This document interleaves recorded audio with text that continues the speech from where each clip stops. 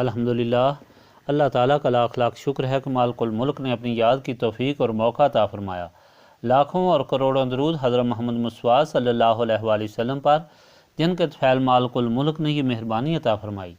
سامعین کرام، اللہ تعالیٰ نے قرآن پاک میں ارشاد فرمایا، اعوذ باللہ من الشیطان الرجیم، بسم اللہ الرحمن الرحیم۔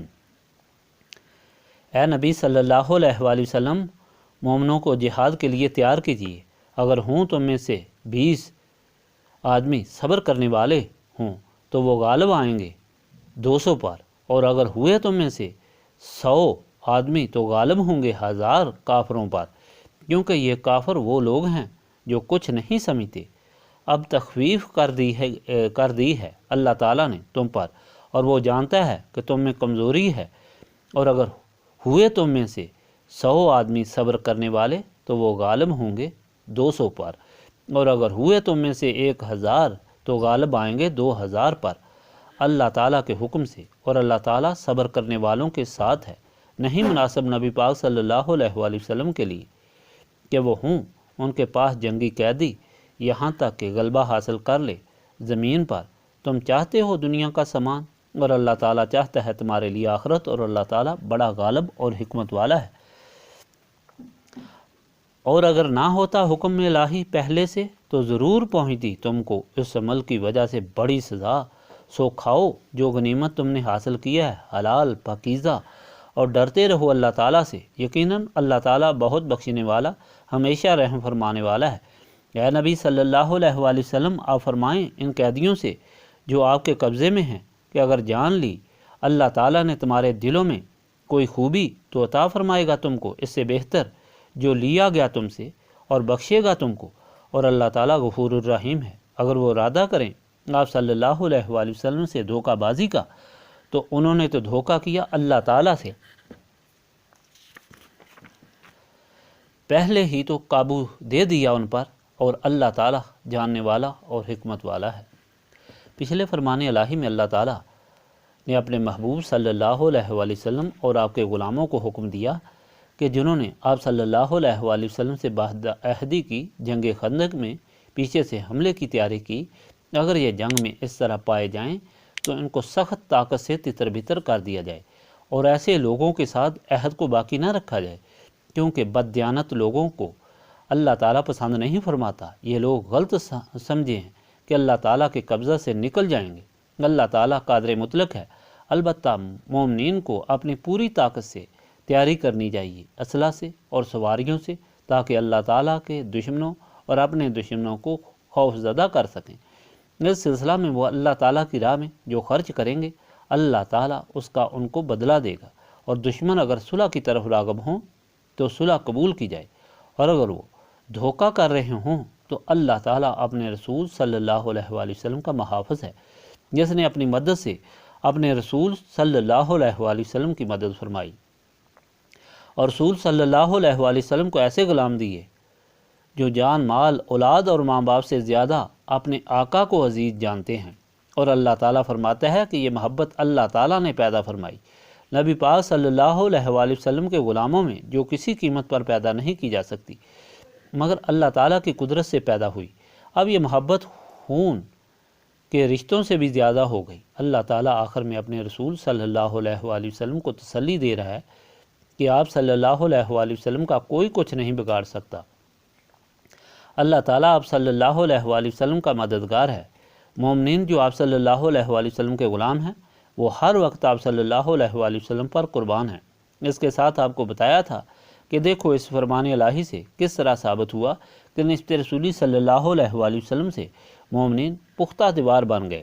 یا ایک جسم کے مختلف حصے بن گئے، اور ان کے آپس میں محبت بے مثال ہو گئی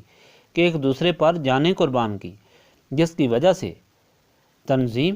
اور اتحاد برقرار رہا۔ اور یہ مومنین رسول خدا صلی اللہ علیہ وآلہ وسلم پر بھی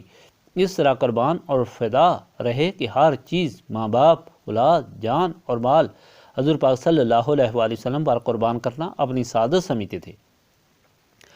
اور یہی راز بنا اہل اسلام کی فتح اور نصرت کا، گویا نسبت رسولی صلی اللہ علیہ وآلہ وسلم از حد ضروری ہے۔ آج کا فرمان بھی انہی حالات کے متعلق ہے کیونکہ نبی پاک صلی اللہ علیہ وآلہ وسلم کی ساری زندگی اس طرح غزوات میں گزری، کیونکہ چاروں طرف سے اللہ تعالیٰ کے دین کے دشمن سازشیں کرتے رہے اور اسلام کو مٹانے کی کوشش میں رہے، لیکن وہ خود اللہ تعالیٰ کے فضل و کرم اور مدد سے مٹ گئے۔ اللہ تعالیٰ فرماتا ہے نبی پاک صلی اللہ علیہ وآلہ وسلم کو مخاطب کر کے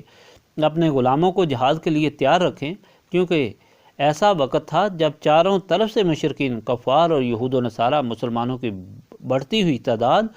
اور طاقت پر جھلے بھنے رہتے تھے اور دن رات ہر طرح سے انہیں مٹانے کی کوشش کر رہے تھے۔ مسلمانوں کی تعداد اگرچہ بڑھ رہی تھی لیکن ان لوگوں سے بہت کم تھی جو چاروں طرف پھیلے ہوئے تھے، اس لیے جب بھی وہ مقابلہ کے لیے آئے تو ان کی تعداد مسلمانوں سے زیادہ ہوتی۔ بشریت کا تقاضا تھا اور نئے نئے مسلمان بھی شامل تھے، اس لیے اللہ تعالیٰ نے مسلمانوں کی تسلی کے لیے حکم دیا کہ وہ نہ گھبرائیں، اللہ تعالیٰ کی مدد ان کے ساتھ ہے، اس لیے وہ اپنے سے 10 گنا زیادہ دشمن سے بھی اگر مقابلہ کریں گے تو بھی اللہ تعالیٰ ان کو فتح عطا فرمائے گا۔ اور پھر فرمایا اگر اپنے سے دگنے مخالفین سے مقابلہ کیا تب بھی فتح پائیں گے، یہ اس لیے کہ ہو سکتا ہے کہ کوئی مسلمان 10 گنا پر گھبرا جائے، کیونکہ کچھ نئے نئے مسلمان تھے جو پرانے غلام تھے، وہ تو دیکھ چکے تھے کہ 10 گنا کیا، انہوں نے بہت تھوڑی تعداد میں بہت بڑی تعداد سے مقابلہ کر کے انہیں فنا کر دیا، جس طرح حضرت خالد بن ولید کی زیر قیادت نصرانیوں کی بڑی بڑی طاقتوں سے مقابلہ ہوا۔ اس فرمان میں اللہ تعالیٰ نے ایک خاص وجہ بھی بیان فرمائی کہ مسلمان کفار کی بڑی تعداد پر غالب ہوں گے، کیونکہ بظاہر 2 ہاتھ ہی سب کے تھے،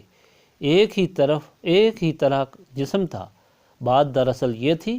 کہ مسلمان اللہ تعالیٰ اور اس کے رسول صلی اللہ علیہ وآلہ وسلم پر عاشق تھے اور یہ پختہ یقین رکھتے تھے کہ اللہ تعالیٰ اور اس کے رسول صلی اللہ علیہ وآلہ وسلم کی رضا سب سے بہتر اور اعلیٰ ہے اور دنیا کوئی چیز نہیں، اس لیے وہ بڑی سے بڑی قربانی کو اپنی سعادت سمجھتے تھے۔ جو شخص مرنے میں اپنی کامیابی سمجھتا ہے اس سے کون مقابلہ کر سکتا ہے؟ جس کے برعکس کفار تو اپنے حرام کے لیے جنگ کرتے تھے، جہاں وہ اپنی تکلیف دیکھتے بھاگ جاتے۔ دوسری بات اللہ تعالیٰ نے جو فرمائی ہے وہ اپنے بندوں کو صبر پر قائم رہنے کے لیے، یعنی بڑی سے بڑی مشکل آئے تو صبر کو ہاتھ سے نہ چھوڑیں اور نہ گھبرائیں، اور یہ کامیابی کا بہت بڑا ذریعہ ہوگا، کیونکہ یہ فرمان جنگ بدر کے متعلق ہی ہے، اس میں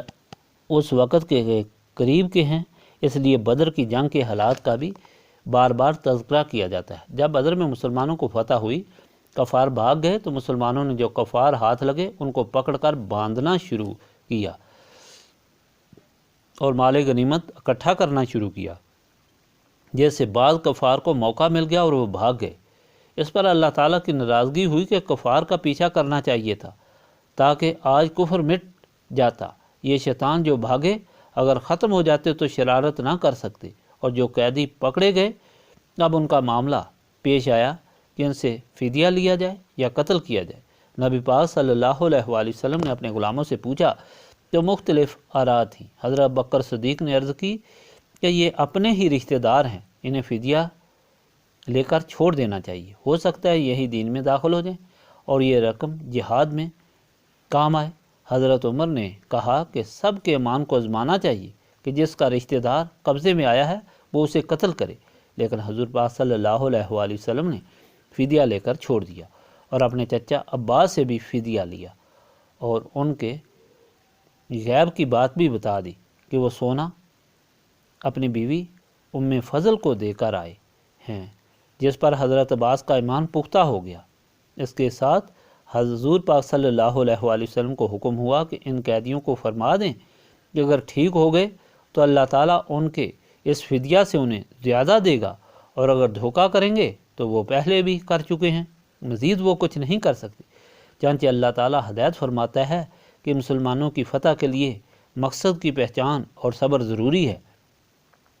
یہ دونوں چیزیں نسبت رسولی صلی اللہ علیہ وآلہ وسلم کی برکت سے حاصل ہوتی ہیں، اور نسبت رسولی صلی اللہ علیہ وآلہ وسلم صاف سینوں کو حاصل ہوتی ہے، اور سینے صاف یاد الہی سے ہوتے ہیں۔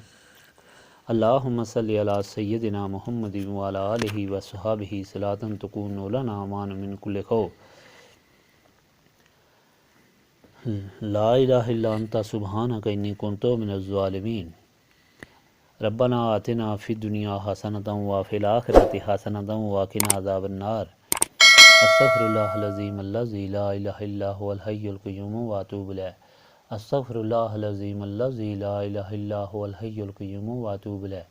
استغفر اللہ العظیم الذی لا الہ الا هو الحی القیوم واتوب الیہ ربنا تقبل منا انک انت السمیع العلیم وتب علینا انک انت التواب الرحیم